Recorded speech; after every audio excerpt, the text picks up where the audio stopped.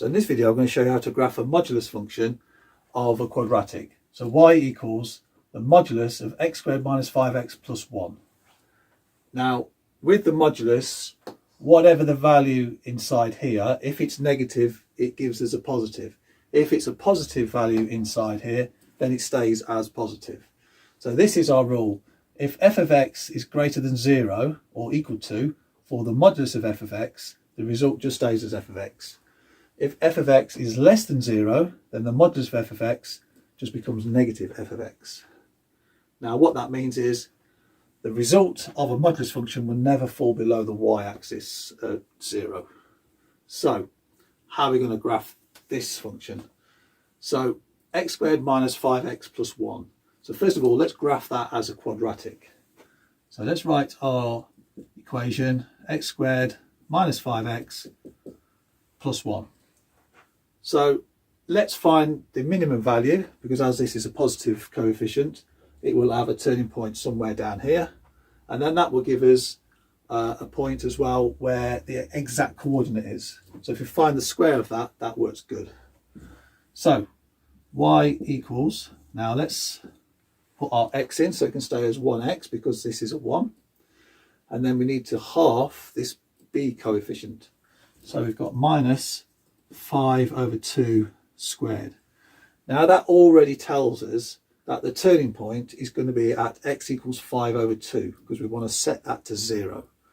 So x equals 5 over 2. So if I put 5 over 2 there, somewhere in this line is where the turning point will be. Now the next bit will tell us what the y coordinate will be. So what we need to do now, as we've changed the value, we need to subtract this value squared. So minus 5 over 2 squared will give us positive 25 over 4. So I need to subtract 25 over 4 and then still add the 1. So this is now going to simplify to minus 21 over 4 if I add the 1 to this. So I'll take that out and write that as 21 over 4. So that's going to be our y coordinate. So the turning point here at the minimum will be minus 21 over 4. So if I put that there, that tells us what the y value is. So here's our x's and here's our y's. So that's where it will be. Now what about when it crosses the y-axis?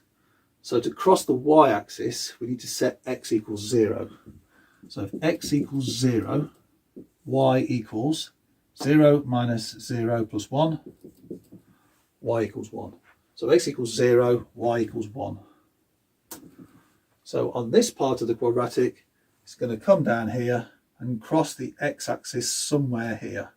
So somewhere beyond the positive, and it will come back up here.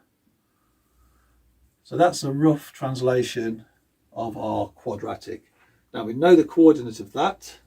That's going to give us this point here, which is 5 over 2, and y is 21 over 4, minus value. Okay, right.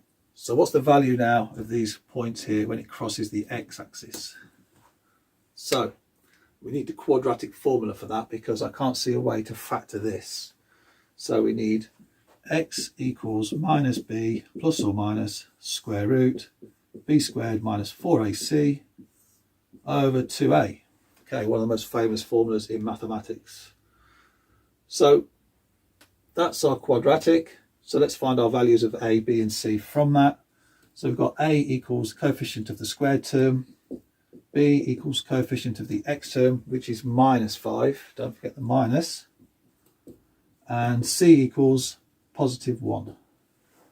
Okay, right, let's plug them into here, see where it takes us.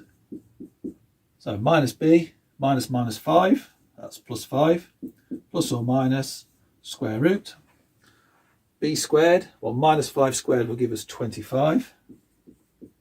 And minus 4 times a times c, well a times c is 1, times that by 4, we get 4. And then divide that by 2 times a, which gives us 2. Right, okay, so now with a quadratic we always get two solutions.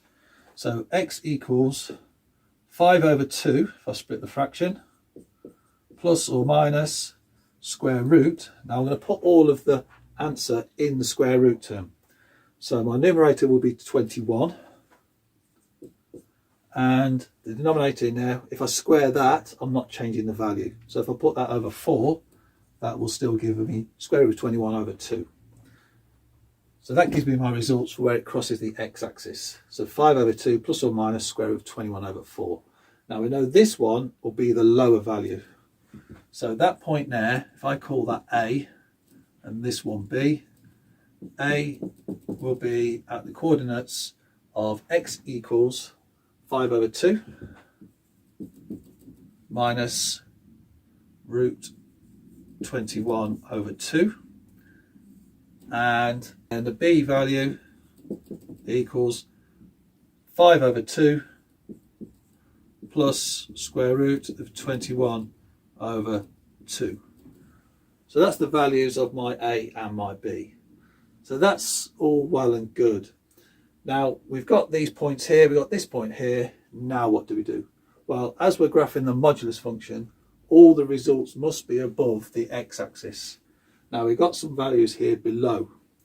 These values here going off from this point B off to infinity and from A to infinity, they're all included in the modulus, that's fine. But what do we do with this bit? Well, if we refer back to this, when f of x is less than 0, the modulus of f of x equals minus f of x. So what that means, it's reflected in the x-axis. So this point here at 5 over 2 minus 21 over 4, the x-axis coordinate of 5 over 2 will stay. So that will end up somewhere here still, so in a straight line. And the y value of minus 21 over 4 will now be positive 21 over 4. So if I write that as 21 over 4. So now the quadratic is going to come around here and make this kind of a curve. And then this bit will now be lost because we won't need that in our graph. So the graph of y equals the modulus of x squared minus 5x plus 1 will make this pattern like that. Okay.